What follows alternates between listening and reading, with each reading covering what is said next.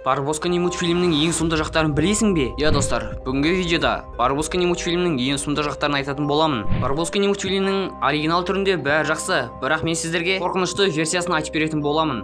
Ең басында Барбоскины әулеті үйге ең кішкентайын қалдырып кетеді. Ал өздері болса қонақ үйге кетіп бара жатқан етін. Содан кейін кішкентай Барбоскины жылап қалған болатын. Осы сәтте Дружок ұйқыға кететін кезде терезеден бір монстр оған қарап тұрған етін. Дружок болса ол монстрді көріп шошып кеткен болатын. Азанда Дружок үйіне қайтып баратқан кезде папа Барбоскинге түнде не көргенін айтқан болатын. Үйлеріне келсек, кішкентай Барбоскин жоғалып кеткен екен. Уақыт өте келе полиция де үйлеріне келген етін. Полицейлер бөлімшеге келіп кішкентай Барбоскинді іздеуді бастаған болатын.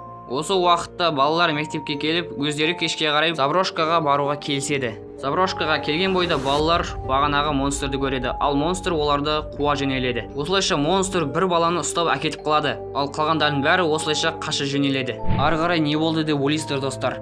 Маған да қызық болып тұр. Осылайша әже Барбоскини ұйықтап жатқан кезде бағанағы монстр осы әжеге де келеді, ал әже болса төсектің астына тығылады, бірақ оны монстр тауып алып оны да өлтіріп тастайды. Осы кезде Дружок душқа шомылып жатқан кезде оған бағанағы монстр қарап тұрады. Дружок шошып кетіп үйге қарай жүгіреді. Сөйтсе бағанағы монстр шынымен келіп қалыпты. Сөйтіп Дружок терезеге қараса бағанағы монстр шіпіледі, ал бағанағы атай болса оны атып өлтіреді. Бірақ монстр бұл жерде өлмей қалады. Монстр керісінше бағанағы полицейді өлтіріп тастайды, ал Дружок болса осы жерде қаша жөнеледі. Дружок бір агентке жолығады, ал оның сыртынан бағанағы монстр қуалап келе жатқан екен. Дружок пен агент машинаға мініп қаша жөнеледі, ал бағанағы кішкентай Барбоскини үйге елестеп қайтып келеді, ал папасына ол сөйлеп жатқан кезде папасы өзін-өзі кінәлап, өзін атып жібереді достар. Осылайша ол папасының денесін экспедицияға әкеледі, қалай өлгені жайлы бәрін білу үшін. Осылайша Барбоскиндар жиналып Заброшкаға барады, ал Заброшкадан оларды кішкентай Барбоскиннің елесі күтіп алады. Сөйтіп бағанағы құбыжық бір Барбоскиниді ұстап алады. Осылайша дүкенші Барбоскинге бағанағы монстр шабуыл жасайды және де оны өлтіріп тастайды. Ал Дружок болса бағанағы агентпен пойызға мініп басқа жаққа қашып бара жатқан болатын. Дружок пен агент Барбоскин атаның үйіне келеді. Олар бірігіп бағанағы монстрды ұстау үшін жоспарларын құрып бастайды. Қоймадағы мылтықтарды алып бағанағы монстрды ұстауға аттанады. Сөйтіп араларына тағы екі Барбоскини қосылады. Сөйтіп Барбоскин ата күзетте отырады, ал оған бағанағы монстр келіп қалады. Осылайша бәрі ұйқыларынан оянып кетеді, ал бағанағы монстр болса атайды алып кетіп бара жатыр екен. Таң ата салысымен бәрі бағанағы монстрды ұстауға шығады. Сөйтіп олар монстрды көреді, бірақ мүлде ұстай алмайды достар.